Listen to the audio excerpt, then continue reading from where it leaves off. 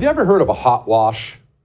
No, I'm not talking about your wife doing the laundry or your car. I'm talking about as it pertains to combat situations, a hot wash. You ever heard that term? Well, here's what it is, just in case you haven't. There are different terms for it, but essentially, if you go out on a patrol, a mission, anything of any kind, when you get back, almost immediately, you will gather and you will discuss it. And it is a very, very direct discussion, meaning who screwed up, who did good, who did bad. Why did you do this? That was terrible. You almost killed everybody. Why did you do that? A hot wash. Now, from the outside looking in, that almost seems a touch cruel, or it can seem a little bit cruel. Everybody just got back, they're tired, maybe people died. Why are you doing this? Well, it's not about what happened before. It's about ensuring that going forward, if there were mistakes made, and there are always mistakes made, those mistakes are discussed, they are exposed, discussed, and a solution is brought up. That's why it's the norm, happens all the time. That's why we're going to discuss Joe Biden's decline and Joe Biden's cover-up right now. It's not an old topic. It's everything. If the President of the United States of America is not a fully functional adult, we have a right to know. If we are not told, and that president destroys so much in 4 years, then you and me, as citizens of the United States of America, are owed an explanation. We deserve to know who did what. I want names. I want actions. And I'll tell you, I'm not going to get fired up here. I'm not going to get my blood pressure fired up. But we recently had Memorial Day. And that is a heavy day. It's a very heavy day where we focus on the fallen, remembering the fallen. And I know you remember Afghanistan. And specifically, I know you remember the explosion, the suicide bomber at Abbey Gate that claimed the lives of 13 of our best. 13 of our best. They lost their lives there. But it's not just that they lost their lives there. They didn't have to. You see, we had Bagram Air Force Base in Afghanistan, large, very, very secure. Suicide bomber is not going to be able to get in there. Somebody, I don't know who, somebody decided to pull out of Afghanistan overnight. We abandoned this secure Air Force Base. Afghanistan then, of course, collapsed almost immediately to the Taliban. The Biden administration, somebody, we don't know who, didn't like the poll numbers in the media that they were getting. And so somebody, we don't know who, sent our troops back into Afghanistan, only now they weren't guarding a secure Air Force base. We had our troops trying to guard a civilian airport completely exposed, and that's why a scumbag suicide bomber was able to put on a ball-bearing bomb vest and nuke 13 of our best and our brightest. And I would like to know who exactly is responsible for that call, because it dang sure wasn't this guy.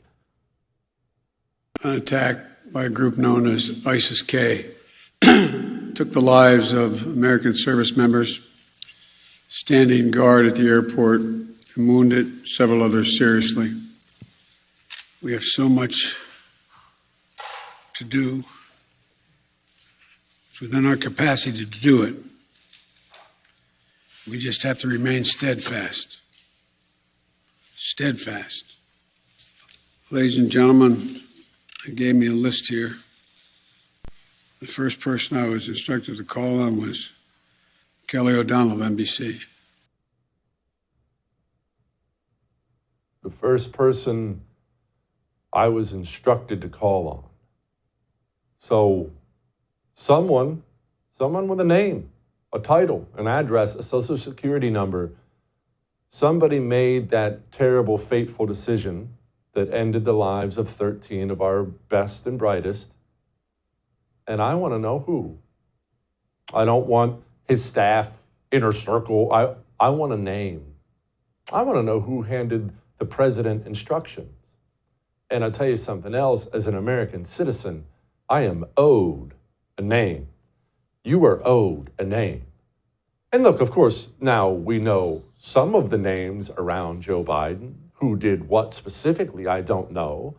But did you at any point in time in the 4 years of Joe Biden's disastrous presidency ever step back in awe, in horrified awe, at how fast they were destroying everything, almost as if it was intentional? For instance, the border. Let's just talk about the border. Let's make it about the border for a moment. Remember, Donald Trump's first 4 years had plenty of highs, plenty of lows, but the border being secure is maybe the greatest thing he did. Donald Trump, in his first 4 years, secured the border, meaning when Joe Biden took office, the border was secured. No action was necessary. The border was secured. The border was closed. And so how did 20 million foreigners flood into our country in 4 years? Well, somebody purposely tore down that security. Somebody did something to ensure 20 million people, rapists, murderers, drug dealers, barbarians, would flood into this country and pillage it. Who in the world did that? Who would be that evil? Who could possibly hate America so much that they would do something like that? Well, I don't know, probably a group of people, but I do know this. Mao Zedong murdered over 50 million of his own countrymen. On the laundry list of most evil people who've ever walked the planet, I don't know where Mao Zedong ranks, but I promise you he's in the top 10. So if someone in the White House holds these views, someone by the name of Anita Dunn, and if that someone held the power of the presidency, that's the kind of someone who would open up your border. And then the third lesson and tip actually come from two of my favorite political philosophers, Mao Zedong and Mother Teresa, not often coupled with each other.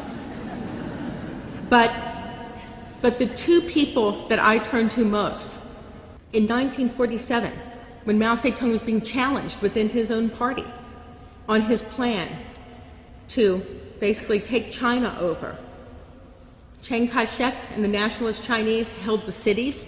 They had the army, they had the Air Force, they had everything on their side. And people said, how can you win? How can you do this? How can you do this against all of the odds against you? And Mao Zedong said, you fight your war and I'll fight mine.